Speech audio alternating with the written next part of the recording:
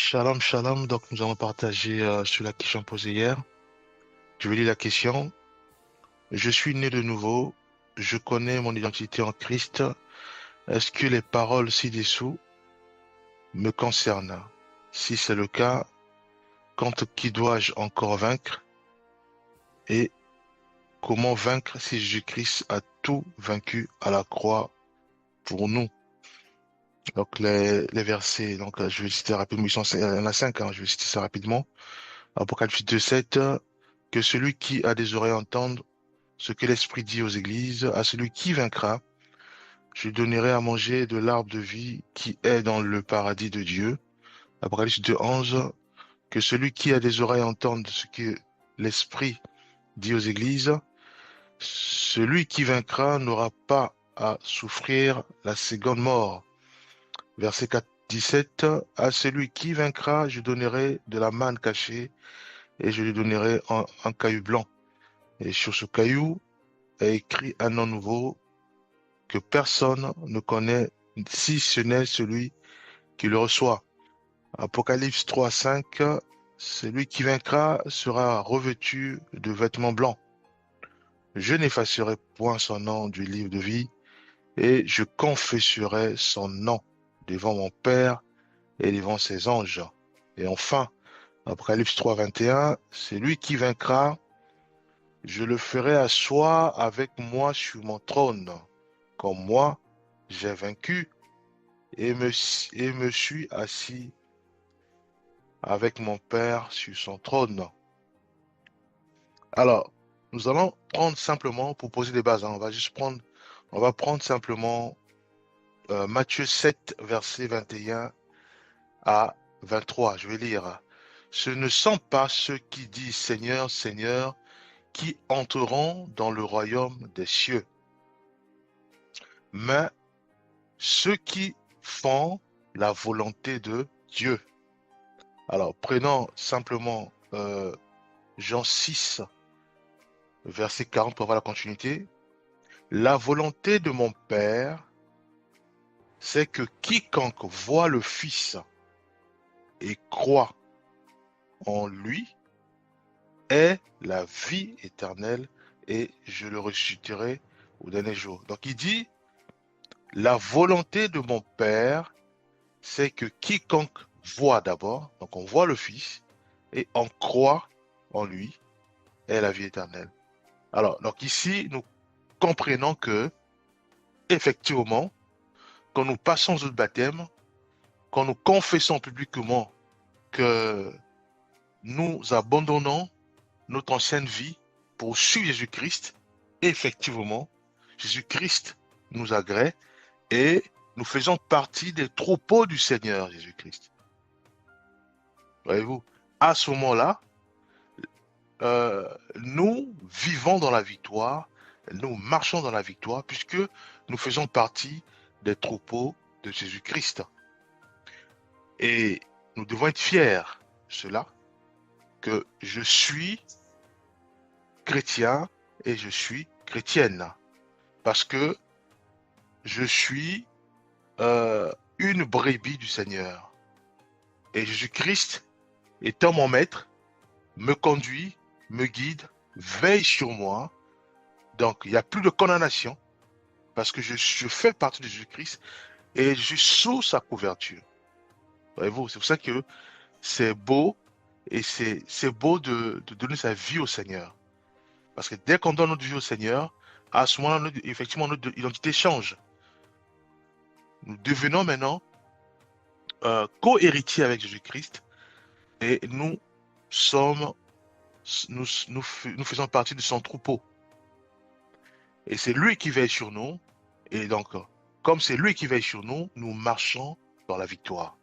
Voyez-vous, à ce moment-là, nous devons le confesser constamment. Que je fais partie des brebis du Seigneur Jésus-Christ. C'est lui qui est mon maître, c'est lui qui est mon guide. Et donc, la maladie ne peut plus m'atteindre. La condamnation non plus. Je ne peux plus avoir peur. Je ne peux plus vivre comme je vivais autrefois dans le monde. Non, c'est fini. Puisque là, j'ai un parapluie spirituel qui n'est autre que Seigneur Jésus-Christ. Voyez-vous? Donc, dans la prière, quand je prie, Je dois dire, confesser cela, que je vis avec Jésus-Christ, je marche dans la victoire, il n'y a plus de condamnation pour moi parce que je crois en Jésus-Christ et je ne peux plus tomber malade, je ne peux plus vivre dans la peur. Voyez, je dois confesser ça tous les jours parce que euh, c'est mon identité et c'est une vérité puisque Jésus-Christ fait partie maintenant de moi et c'est lui qui me guide et c'est lui qui m'oriente. Voyez-vous? Donc, nous devons effectivement conseiller aussi à tous ceux et celles que ne connaissent pas le Seigneur des privilèges de donner sa vie au Seigneur. En donnant sa vie au Seigneur, à ce moment-là, oui, il n'y a plus la condamnation, il n'y a plus les maladies, il n'y a plus, il n'y a rien, puisque Jésus-Christ, maintenant, est de l'autre côté, il marche avec nous, il combat pour nous, il marche devant nous, il balise notre chemin. Ça, c'est un. Et deux, nous avons la grâce, puisque nous avons le salut. Voyez-vous, nous avons le salut. C'est le package. Le fait de donner sa vie au Seigneur, c'est vraiment une bénédiction. C'est quelque chose que nous devons faire. À ce moment-là, nous sommes sous le parapluie du Seigneur Jésus-Christ et nous marchons dans la victoire. Ça veut dire que moi, je peux faire des cauchemars. Dès que je me réveille, je ne peux pas avoir peur. Non. Je dois d'abord confesser que Jésus-Christ, il est en moi. Je marche dans la victoire. Ce que j'ai vu dans les rêves ne pourra jamais m'atteindre, ni moi, ni aussi dans ma famille. Donc, je dois confesser que je fais partie des troupeaux du Seigneur Jésus-Christ.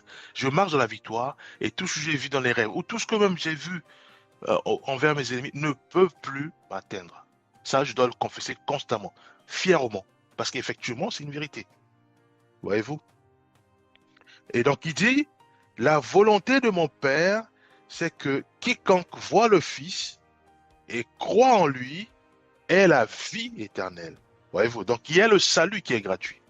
Il n'y a plus d'effort à faire. Et ce salut-là, c'est immérité. C'est le salut qui vient du Seigneur Jésus-Christ. Et c'est comme un cadeau qu'on nous donne. Donc, il n'y a plus d'effort à faire. Donc, je ne peux plus, moi, faire des sacrifices en disant que voilà, je vais peut-être faire comme Déborah ou donner, voilà, conseiller des gens ou même faire comme, voilà, conseiller des gens, voilà, faire ceci. Non, il n'y a plus d'efforts à faire ou même faire des humanitaires, donner des cadeaux, des aumônes. Non. Le salut que nous recevons du Seigneur, c'est le salut qui est gratuit et c'est immérité.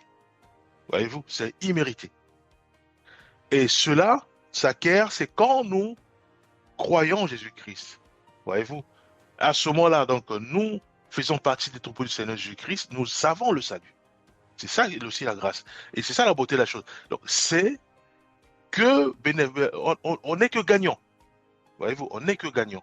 C'est ça qu'il est absolument important que nous puissions en parler autour de nous, que à tous ceux et celles qui ne connaissent pas le Seigneur, en disant que voilà, euh, si déjà dans ta vie au Seigneur, déjà il n'y a plus de condamnation, tu vas vivre heureux parce que maintenant c'est Jésus-Christ qui est le maître de ta vie et c'est lui qui combat pour toi, c'est lui qui pourvoit à tes besoins, c'est lui qui anticipe même ta famine future. Donc il anticipe tout ça, il dit voilà, il aura faim, à ce moment-là il faut que j'anticipe la provision.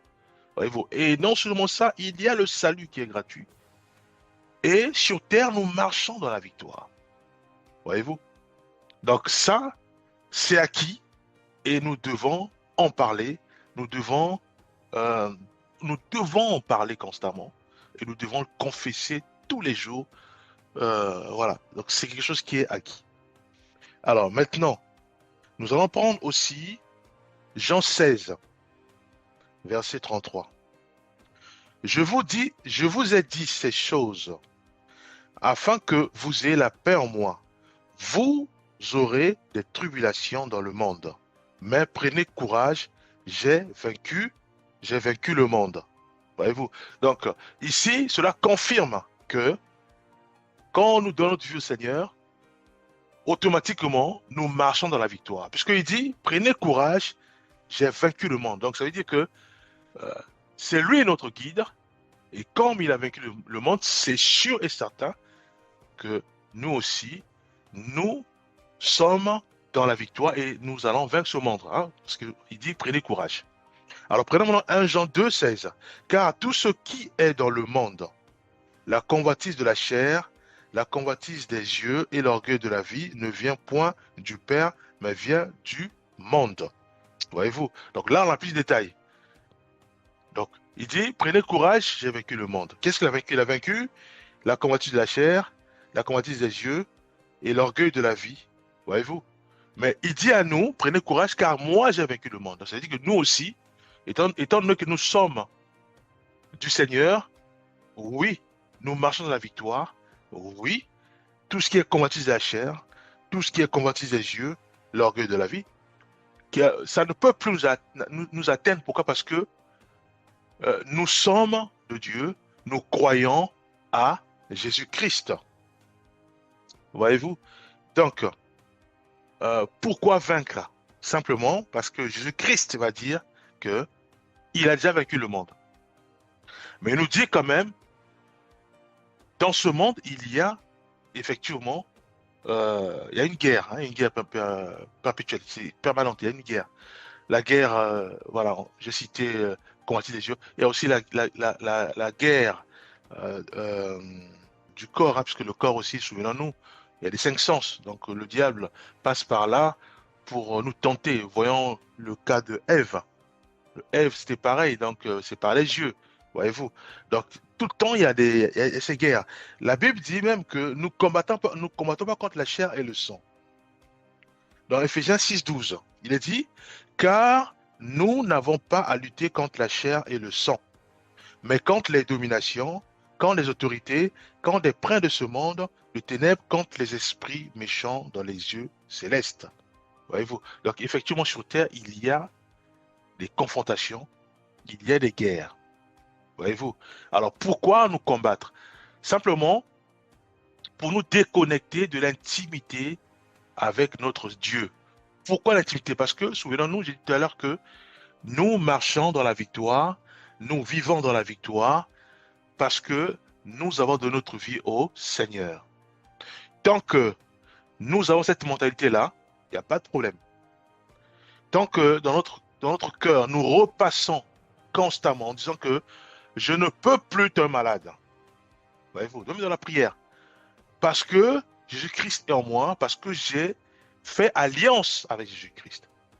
Et je suis sous son parapluie. Donc, je ne peux pas être malade, je ne peux pas être envoûté, je ne peux pas encore tomber dans... Voilà.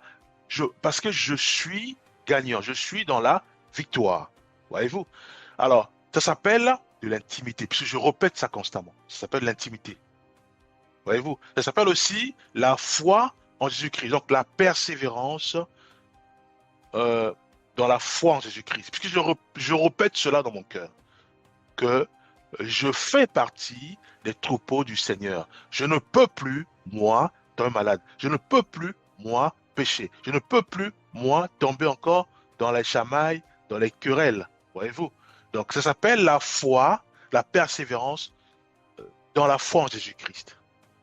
Et ça s'appelle aussi de l'intimité, puisque je répète cela en boucle. Et c'est ce que Dieu veut que nous puissions le faire, constamment. Ça s'appelle donc, nous devons persévérer dans la foi en Jésus-Christ. Et donc, avoir de l'intimité avec Jésus-Christ. Mais le diable, qu'est-ce qu'il fait? Il veut nous déconnecter de l'intimité en Jésus-Christ. Il veut nous déconnecter de la foi en Jésus-Christ, de la persévérance de la foi en Jésus-Christ. Voilà, pour cela, il y a des stratagèmes. Donc, il passe par la convoitise, la tentation et autres. Les tentations et autres. Voyez-vous?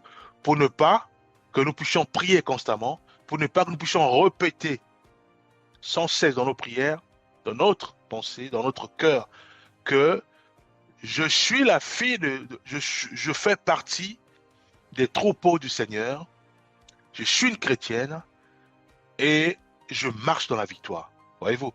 Donc, le malin va toujours créer des situations pour nous communiquer la peur afin de ne plus confesser cela. Afin de ne plus confesser cela. Donc, nous devons au contraire maintenant nous parer des armes du chrétien. Hein. On nous parle du casque du salut, on nous parle de la vérité pour ceinture, on nous parle de l'épée de l'esprit qui est la parole de Dieu, on nous parle du cuirasse de la justice, on nous parle aussi les chaussures pour zèle, ainsi que la prière. Voyez-vous? Donc nous devons faire en sorte que nous soyons toujours en intimité avec le Seigneur. Plus nous sommes en intimité avec le Seigneur, plus aussi cette notion que nous marchons dans la victoire va s'amplifier en nous. Voyez-vous? Alors, maintenant, est-ce que si je passe aux autres baptêmes et que dans certaines églises on donne les cartes et que je prends cette carte, je garde ça dans ma maison et 25 ans plus tard, un frère me dit, écoute, est-ce que tu es né de nouveau ou est-ce que tu es chrétien? Et tu cours dans ta maison, tu sors la carte pour dire, voilà, voilà, ça fait 25 ans que je donne ma vie à Christ. Certes, quand tu as donné ta vie à Jésus-Christ, ça c'était bien. Mais tu es parti avec ta carte. C'est comme s'il n'y avait plus d'intimité. Voyez-vous? Or, quand il n'y a plus d'intimité, ce n'est plus bon. Or, Dieu nous appelle à rester dans la persévérance dans la foi en Jésus-Christ. Voyez-vous? Donc, nous allons lire beaucoup de versets. Donc, nous devons effectivement garder l'intimité avec Jésus-Christ. Pas de garder la carte et puis revenir à, encore on dit, voilà, ça fait 25 ans. Voilà, que j'ai donné ma vie à Christ. Je suis chrétien. Non, chrétien, ça veut dire que tu dois être en permanence en intimité avec Jésus-Christ. En permanence. Voyez-vous? Alors, prenons Matthieu 24, verset 13. Il dit, mais celui qui persévérera jusqu'à la fin sera sauvé. Alors, ce que j'aime dans ce texte, c'est persévérer. Il dit, mais celui qui persévérera. Voyez-vous? Donc là, le Seigneur nous fait comprendre que nous devons persévérer. Mais en quoi? Persévérer dans la foi en Jésus-Christ. Voyez-vous? Persévérer dans la foi en Jésus-Christ. Pourquoi? Parce que dans ce monde, il y a des esprits impurs et malins. La Bible dit, nous n'avons pas à lutter contre la chair et le sang, mais contre les dominations, ceux et celles, enfin contre les autorités, voyez-vous, contre les princes de ce monde, le diable, qui est là, qui rôde pour nous déconnecter à Dieu. C'est-à-dire que l'intimité simplement. Mais le salut, on a le salut. Voyez-vous? Mais c'est l'intimité. Nous devons garder cette intimité permanente. Alors, continuons rapidement. Nous allons prendre maintenant Galates 5, verset 17. Il est dit ceci. Il est dit, car la chair a des désirs contraires à ceux de l'esprit, et l'esprit en a de contraires à ceux de la chair. Ils sont opposés entre eux, afin que vous ne fassiez point ce que vous voudriez. Or, nous voulons marcher dans la foi, dans la victoire en Dieu, puisque en restant connectés à Jésus-Christ, nous sommes dans la victoire. Donc ce monde, pour nous, n'est rien, puisque nous sommes dans la victoire. Mais maintenant, notre chair nous combat. Voyez-vous? Notre chair nous combat. Et pour cela, nous devons automatiquement, dans la prière, bien sûr, garder notre intimité avec le Seigneur Jésus-Christ. Très important. Alors, maintenant, prenons simplement les questions. La question dit ceci. Je suis né de nouveau, je connais mon identité en Christ. Est-ce que les paroles ci-dessous me concernent? Si c'est le cas, contre qui dois-je encore vaincre et comment vaincre si Jésus-Christ a tout vaincu à la croix pour moi? Alors, nous allons maintenant prendre simplement la parole de Jésus-Christ qui nous rappelle que il y a l'iniquité, il y a le péché. Le péché, c'est simplement le fait de ne plus croire en Jésus-Christ. Et quand on dit croire en Jésus-Christ, c'est profond. Hein, c'est profond. Ça veut dire quoi? Ça veut dire que croire en Jésus-Christ, ça veut dire garder sa parole. Ça veut dire aimer sa parole et la garder. Et la garder, ça veut dire mettre sa parole en pratique. C'est ça, croire en Jésus-Christ. Voyez-vous? Jésus-Christ, c'est la parole de Dieu. C'est la parole faite chair. Et sa parole, elle est en nous. C'est pour ça que quand nous donnons notre vie au Seigneur, Jésus-Christ est en nous. Mais c'est Jésus-Christ, c'est la parole. Cette parole est inscrite dans notre cœur. Cette parole est en nous. Voyez-vous? Et quand Dieu dit, nous devons persévérer dans la foi en Jésus-Christ, cela veut dire persévérer dans la foi, dans sa parole. Voyez-vous? Alors, si nous gardons sa parole dans notre cœur, à ce moment-là, l'iniquité ne peut pas euh, nous inonder. Non. L'iniquité, c'est quoi? C'est simplement euh, l'accumulation du péché. Je m'explique. J'aime mentir. Et à force de mentir, ouais, donc ça, je répète, même si je sais que c'est pas bon de mentir, c'est pas bien de mentir, mais je mens quand même.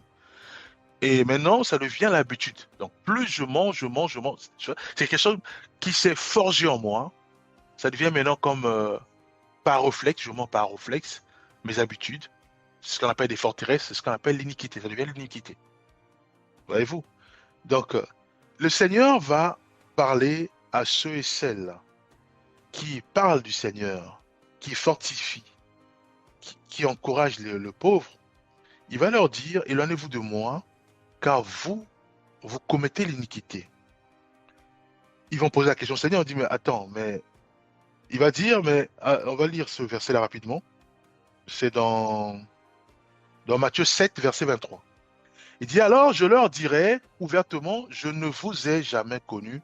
Retirez-vous de moi, vous qui commettez l'iniquité.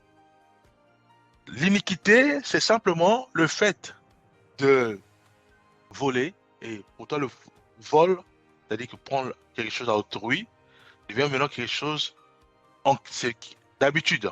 Ça devient l'iniquité, voyez-vous. Mais ça touche beaucoup de points. Ça touche la tromperie, ça touche même le fait de changer de doctrine, donc de changer la parole de Dieu pour que tu puisses, pour ton gagne-pain. C'est-à-dire que tu peux mentir des gens parce que tu as des faiblesses, par exemple, ça peut être des faiblesses sur l'argent. Alors, pour ne pas paraître euh, un pasteur ou un frère euh, d'iniquité, maintenant tu changes ta façon de parler pour que ce que toi tu poses comme iniquité soit maintenant quelque chose qui est validé par le Seigneur. Voyez-vous? Donc ça touche plusieurs points. Ça peut être aussi tes faiblesses.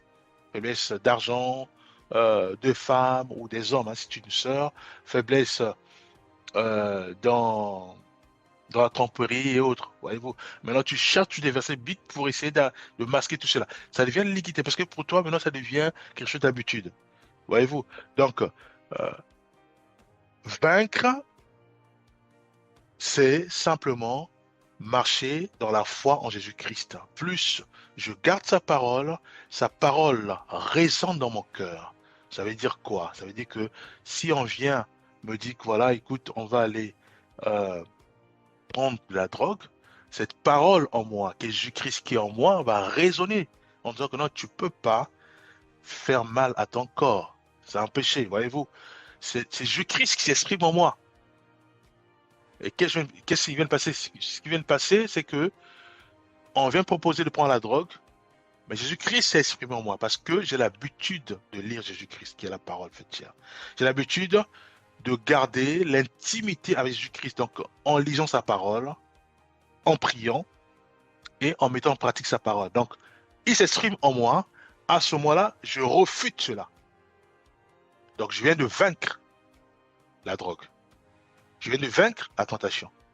Je viens de vaincre la prostitution. Voyez-vous, c'est parce que je garde toujours l'intimité avec Dieu. Dans la prière, je prie constamment. Et à ce moment-là, voilà, que je sois tenté parce que j'ai faim, parce que j'ai pas d'argent, et que je sois tenté pour, soit pour dissimuler ou bien pour voler, cette parole résonne en moi. Et le fait que cette parole résonne en moi, et effectivement, je me ressaisis, je demande pardon parce que euh, c'est pas bien de voler. Voilà, voyez-vous. Alors, donc, restons sur cette parole qui résonne en moi. Donc, cette parole résonne en moi. À ce moment-là, je ne le fais pas. Voyez-vous, je ne passe pas à l'acte. Qu'est-ce que je viens de passer? Donc, je viens de vaincre le vol. Je viens de vaincre la distraction. Mais comment? Parce que euh, j'ai, je marche toujours dans la persévérance, dans la foi en Jésus-Christ. Donc, il y a la foi à cette parole, qui est la parole de Jésus-Christ, qui est Dieu, qui est Jésus-Christ lui-même. Donc, je crois à cette parole et je garde cette parole, voyez-vous. Et à ce moment-là, cette parole m'aide à vaincre. Cette parole m'aide à garder mes pensées dans la victoire. Si je suis malade, je dis non, je ne peux pas accepter cette maladie-là parce que j'ai Jésus-Christ en moi et la parole me dit que il n'y a plus de, la sœur l'a cité tout à l'heure, il n'y a plus de stérile, il y a plus de stérile ni dans la maison du Seigneur. Donc, je garde cette parole en moi et je prie, Seigneur, je rappelle que je marche dans la victoire. Cette maladie, elle ne peut pas rester dans mon corps, voyez-vous. Donc ça, c'est quelque chose à faire constamment. C'est ça l'intimité avec Christ. Et plus nous lisons la parole de Dieu, c'est aussi l'intimité avec Christ. Cette parole reste dans notre cœur. Et cette parole, elle va surgir tôt ou tard si il y a des tentations devant nous. Voyez-vous, si ces principautés, ces esprits impurs et maléfiques, voyez-vous, s'ils viennent pour encore nous tenter, cette parole va surgir.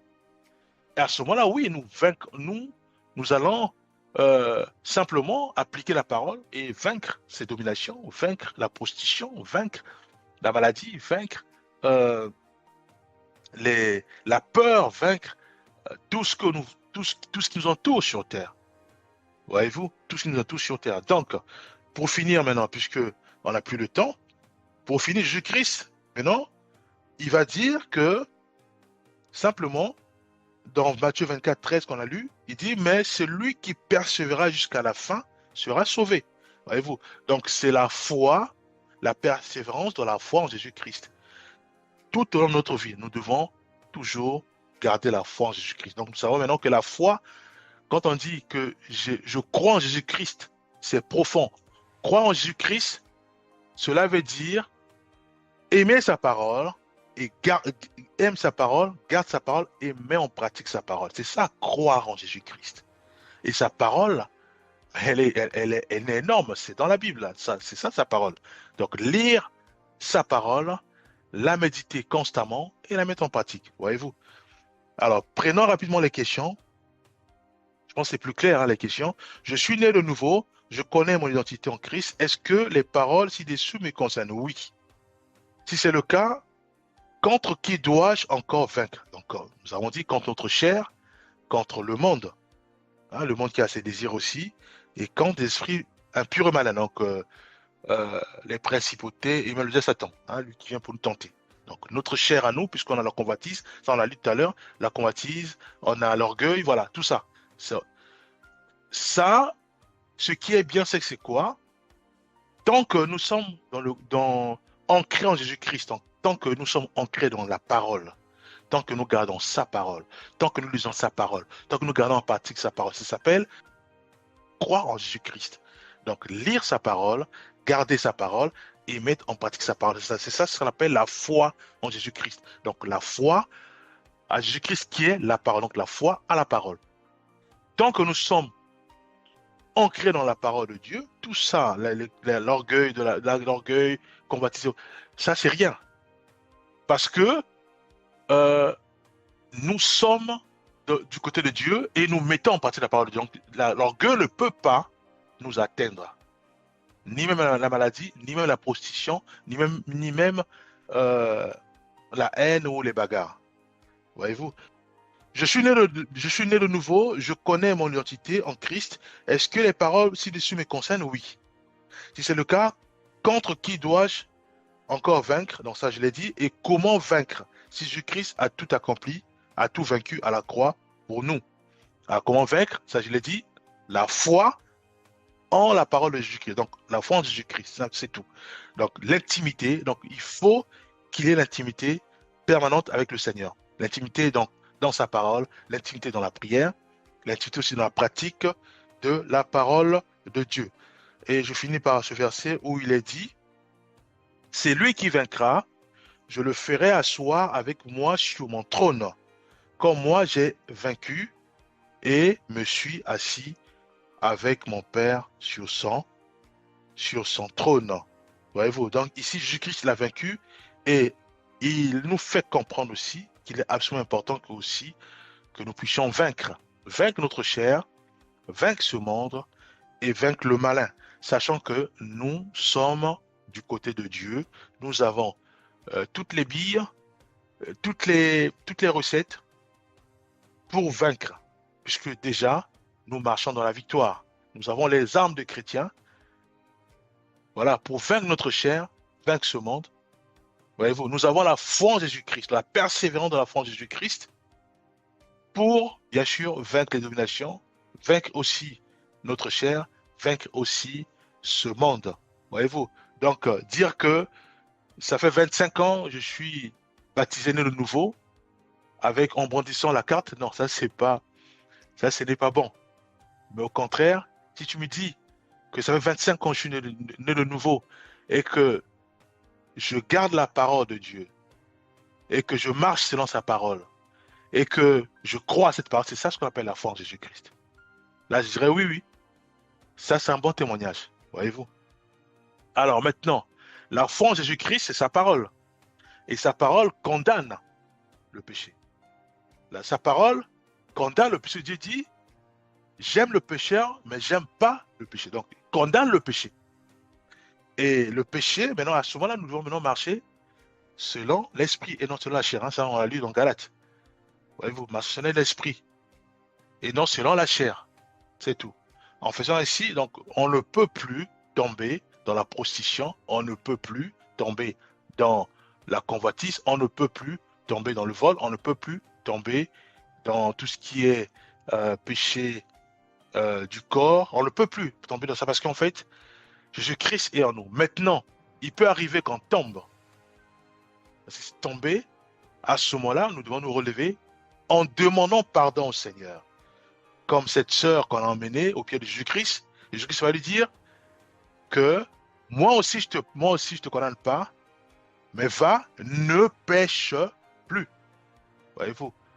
Parce que mentir au nom de Jésus-Christ, c'est un péché.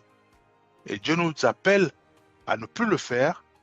Il dit, moi je ne te condamne pas. Donc ça veut dire que Dieu est amour, donc il ne condamne pas. Mais il dit, va et ne pêche plus. Donc on ne peut plus pécher. Donc si on tombe, nous devons nous relever. Comment se relever? C'est en demandant pardon au Seigneur. C'est ça ce qu'on appelle se relever. On se relève, c'est quand nous demandons pardon au Seigneur. Je reconnais que j'ai péché. Je reconnais une faiblesse. Pardonne-moi. Aide-moi maintenant à ne pas entretenir mes faiblesses. Parce que c'est plus, j'entretiens selon dire que non, voilà, je suis déjà pardonné. Non, ça, ce n'est plus bon. Ça, c'est une erreur. Je reconnais une faiblesse. Maintenant, je dois prier pour que Dieu m'aide à ne plus retomber dans la même faiblesse. Hein, comme Dieu, la parole de Dieu dit que le chien est retourné dans ce qu'il a vomi. Donc, je dois demander au Seigneur, Seigneur, pardonne-moi, mais aide-moi à ne plus retomber. Voyez-vous? Et Dieu qui est fidèle et qui est amour, il va nous aider à être, premièrement, fidèle. La foi t'appelle à la fidélité. Donc, la foi, fidélité en Dieu, fidélité à sa parole. La foi, c'est aussi la dépendance totale à Dieu. À ce moment-là, je ne peux plus moi voler, je ne peux plus moi mentir parce que j'ai la dépendance totale à Dieu. La foi aussi, ça s'appelle l'intégrité. Voyez-vous? Donc si je sais que ce que je commets est contraire à la parole de Dieu, je ne peux pas moi utiliser la parole de Dieu qui me dit qu'il n'y a plus de condamnation pour masquer ce que je fais qui est contraire à la parole de Dieu. Voyez-vous, ça, ce n'est plus la foi en Jésus-Christ. Donc, l'intégrité, c'est ça la foi en Jésus-Christ. Donc, prier en notre Seigneur, aide-moi à être intègre dans ta parole. Aide-moi à être fidèle dans ta parole. Aide-moi à dépendre de toi. Voyez-vous? Alors, si nous marchons ainsi, oui, gloire à Dieu. Alors, si nous ne marchons pas ainsi et que nous sortons d'autres versets pour masquer notre erreur, ça, c'est une erreur. Et ça s'appelle le péché et nous devons nous repentir. Et Dieu nous aide réellement à en sortir afin que nous soyons délivrés. Nous allons prier. Père, nous te bénissons, te rendons grâce. Merci pour ton amour et pour ta bonté. Et nous croyons que c'est toi qui nous éclaires, qui nous fortifie. Père, bénis chacun de nous et fais-nous grâce de garder ce que nous avons reçu et aussi mettre cela en pratique. Au nom puissant de Jésus-Christ, nous avons ainsi prié. Amen.